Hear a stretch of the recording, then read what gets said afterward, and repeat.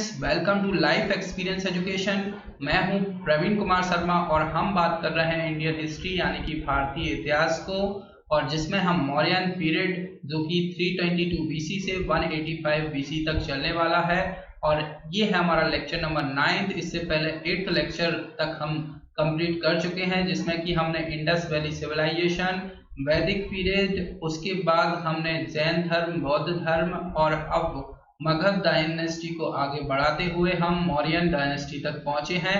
और ये जो इम्पोर्टेंट क्वेश्चन है इंग्लिश और हिंदी दोनों ही लैंग्वेजेस में रहेंगे, तो अभी तक आपने नहीं देखे हैं तो जाकर जरूर देखें। हमने काफी लिंक करते हुए इनको आगे बढ़ाया है। तो स्टार्ट करते हैं लेक्चर को बिना किसी देरी के क्वेश्चन नंबर फर्स्ट के साथ। Who of the following was a contemporary of Alexander the Great? यानी कि निम्नलिखित में से कौन सिकंदर महान का एक समकालीन था। तो हमने बात की थी सिकंदर जो था अलेक्जेंडर, उसका युद्ध हुआ था पोरस के साथ, और ये जो युद्ध हुआ था वो बैटल ऑफ झेलम के नाम से जाना गया, जो कि झेलम नदी के किनारे हुआ था। उसके बाद व्यास नदी के किनारे अलेक्जेंडर और नंदास के बीच में युद्ध होने जा रहा था, पर जो अलेक्जेंडर था, सिकंदर था, उसको उपदेश दिया गया तो वो पीछे हट गया। और उपदेश किसने दिया था? इसके गुरु भाई जो कि अरिस्टोटल के नाम से जाने जाते हैं, या फिर इनको अरस्तु के नाम से भी जाना जाता है। और उसी टाइम पर मौर्यन डायनेस्टी का उदय होता है, और इसको फाउंड कौन करता है? चंद्रगुप्त मौर्य द्वारा इसको फाउंड किया जाता है, और इन्होंने नंदा किंग को हराया था। तो ये इनके समकालीन थे लगभग। चंद्रगुप्त मौर्य और जो अलेक्जेंडर द ग्रेट थे, ये एक दूसरे के समकालीन थे, यानी कि बी इसका हो जाएगा करेक्ट आंसर। और याद रखना है जो किसकी मदद से मौर्यन डायनेस्टी को फाउंड किया था चंद्रगुप्त मौर्य ने, तो with the help of Kautilya. तो ये नाम भी बहुत इंपॉर्टेंट है, इसको भी याद रखना है कौटिल्य नाम को। नेक्स्ट क्वेश्चन की तरफ बढ़ते हैं। To which dynasty did Ashoka belong? तो अशोक का संबंध किस राजवंश से था? तो हमने बात की है मौर्यन डायनेस्टी, यानी कि मौर्य काल से अशोक का संबंध है, तो बी इसका हो जाएगा करेक्ट आंसर। तो इसकी हम क्रोनोलॉजी जाने तो सबसे पहले जो मौर्यन डायनेस्टी थी उसमें इसको फाउंड किसने किया था? चंद्रगुप्त मौर्य ने। चंद्रगुप्त मौर्य के द्वारा इसको फाउंड किया गया था। फिर इसके बेटे कौन थे? बिंदुसार। और बिंदुसार के बाद आते हैं अशोक, इनके बेटे होते हैं बिंदुसार के। तो अशोका द ग्रेट, इनका नाम भी याद रखना है। तो जो चंद्रगुप्त थे ये इसके दादाजी माने जाएंगे। तो ये मौर्यन पीरियड चल रहा है, मौर्यन डायनेस्टी चल रही है, तो अशोक का संबंध हो जाएगा मौर्यन डायनेस्टी से, तो बी इसका हो जाएगा करेक्ट आंसर। नेक्स्ट क्वेश्चन की तरफ बढ़ते हैं। Which rock edict of Ashoka provide descriptions of the horror of Kalinga war? यानी कि अशोक के किस रॉक एडिक्ट से कलिंग युद्ध की भयावहता का वर्णन मिलता है? तो हमने बात की थी 13th रॉक एडिक्ट जो है, 13वां रॉक एडिक्ट है, इससे कलिंगा वार के बारे में जानकारी मिलती है। तो ए इसका हो जाएगा करेक्ट आंसर। जो 13वां शिलालेख है इसमें कलिंग युद्ध का वर्णन एवं अशोक के हृदय परिवर्तन की बात कही गई है। इसी में पड़ोसी राजाओं का वर्णन भी किया गया है। तो 13th रॉक एडिक्ट जो है इसमें मिलता है ये सब कलिंगा वॉर, और साथ साथ में इसका जो हृदय परिवर्तन हुआ था इसके बारे में। और ये कलिंगा वॉर के बारे में हम बात करें तो ये 261 बीसी के अराउंड होने जा रही थी, और इसमें एक बुद्धिस्ट मॉन्क आते हैं जिनका की नाम क्या रहता है? उपगुप्त। तो ये नाम भी याद रखना है, इनके वजह से इनका एक हृदय परिवर्तन हुआ था। और जितने जो अशोका हैं ये क्रूर या भयावह माने जाते थे, और इस युद्ध के बाद जो कलिंगा वॉर हुआ इसके बाद उतने ही अच्छे माने जाने लगे, और इनकी जो तबाही एक साइड हो गई क्योंकि अच्छाई ने बुराई को दबा दिया, और अशोका ने अपनी लाइफ का एम बना लिया कि मैं बुद्धिज्म फैलाऊंगा, और उन्होंने अपने बेटे और अपनी बेटी को श्रीलंका भेजा प्रचार प्रसार करने। तो ये अशोका से रिलेटेड आपको याद रखना है, ए इसका हो जाएगा करेक्ट आंसर। नेक्स्ट क्वेश्चन की तरफ बढ़ते हैं। Who amongst the following Mauryans rulers did conquer the Deccan? यानी कि निम्नलिखित में से किस मौर्य शासकों ने दक्कन पर विजय प्राप्त की? तो कौन सा मौर्य शासक था जिसने कि दक्कन को जीता था, कॉन्कर किया था? तो ये है बिंदुसार। तो सी इसका हो जाएगा राइट आंसर। जो बिंदुसार था उसने लगभग बहुत सारे महाजनपद जीते थे, पर इसका सपना क्या था? कलिंग को जीतना। कलिंगा इसने नहीं जीत पाया था और इसकी मृत्यु हो गई थी। तो सी इसका हो जाएगा राइट आंसर। जो मौर्यन रूलर था जिसने कि डेक्कन पर कॉन्कर किया था वो था बिंदुसार। तो सी हो जाएगा करेक्ट आंसर। नेक्स्ट क्वेश्चन की तरफ बढ़ते हैं। In how many categories did Megasthenes divided in the Indian society, यानी कि मेगास्थनीज ने भारतीय समाज को कितनी श्रेणियों में विभाजित किया है?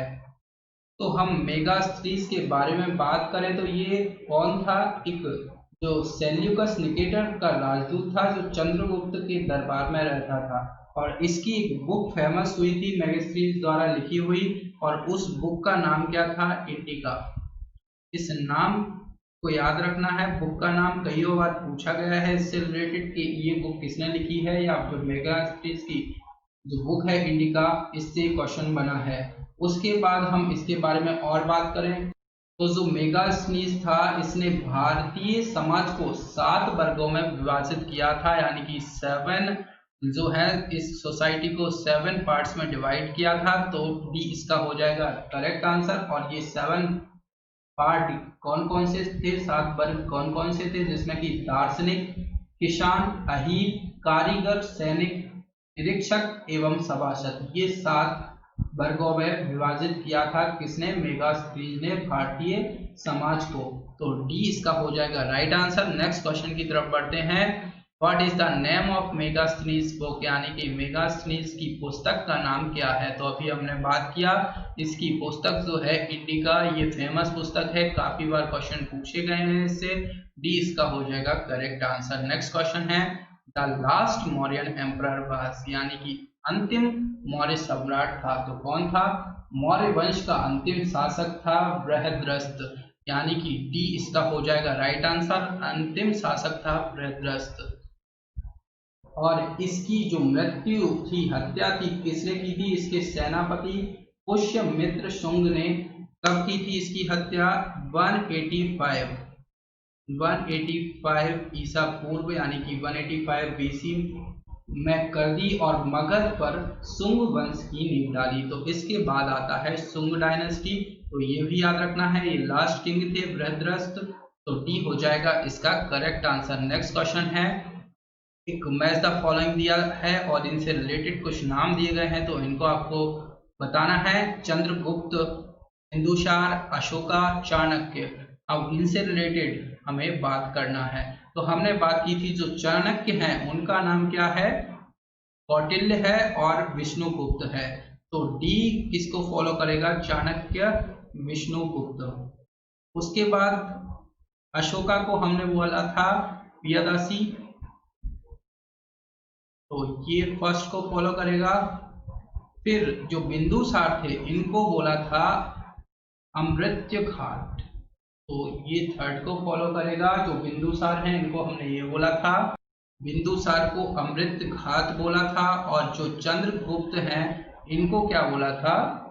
सेंड्रोकोटस। तो चंद्रगुप्त मौर्य जो हैं इनको बोला था सेंड्रोकोटस। और ये जो जस्टिन थे इन्होंने चंद्रगुप्त मौर्य को सेंड्रोकोटस कहा था, और जिसकी पहचान विलियम जोन्स ने चंद्रगुप्त मौर्य से की है। तो ये भी याद रखना है, ये चारों में सब फॉलोइंग है। तो ए को सेकेंड, बी को थर्ड, सी को फर्स्ट एंड डी को फोर्थ, यानी कि सी इसका हो जाएगा करेक्ट आंसर। नेक्स्ट क्वेश्चन की तरफ बढ़ते हैं। Who in ancient India assume the title Amrit Ghat, यानी कि प्राचीन भारत में किसने अमृत घटा की उपाधि धारण की है? तो अभी बात की जो बिंदुसार थे इनको बोला जाता है अमृत, क्या बोला जाता है? अमृत घाट। और इसका मीनिंग क्या है? इसका मीनिंग है शत्रु विनाशक। शत्रु विनाशक इसका मीनिंग है अमृत घाट का। शत्रु विनाशक इनको जाना जाता था। इनका नाम एक और था जो कि शत्रु विनाशक के नाम से जाना जाता है। तो सी इसका हो जाएगा करेक्ट आंसर। नेक्स्ट क्वेश्चन है, चंद्रगुप्त मौर्य डिफीटेड, यानी कि चंद्रगुप्त मौर्य ने हराया, किसको हराया है? सेल्यूकस निकोटर यानी कि सी इसका हो जाएगा राइट आंसर। इनको हराया है सेल्यूकस निकोटर को, तो सी हो जाएगा करेक्ट आंसर।